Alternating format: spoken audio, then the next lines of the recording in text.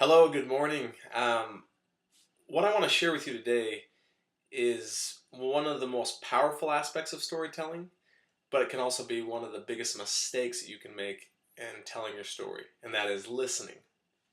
So, I believe that the key to great storytelling and telling your story is actually listening first. And I want to share a story with you about, give you an example. Recently, my wife and I went to dinner with a couple who was in town for a conference, and they are interested in doing business with our company. We're interested in doing business with them.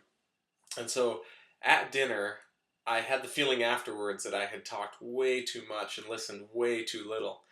And so on the drive home, I actually asked my wife, I said, "Hey, did I talk too much at that appointment?"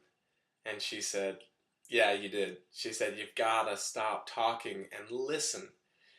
And so we talked about this idea of not just listening to understand and hear someone's story, but listening to the point where they actually feel understood. They feel validated because you've done such a great job of listening to them. And if people really feel validated and they really feel like they've been understood, then they themselves are going to be that much more willing to actually really listen and be impacted by your story. So if we first seek to understand them and really help them feel understood by asking about their story first, then I really feel like when we share our story, it's going to make an impact.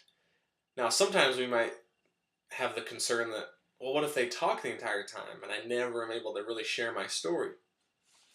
Well, it's my feeling and my belief that if you listen in a way that helps them feel understood, that will do more to help them understand your story than you could ever do by telling them your story.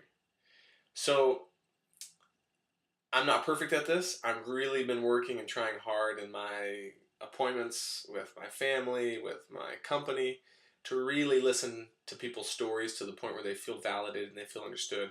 And I really think that the key to great storytelling is great listening.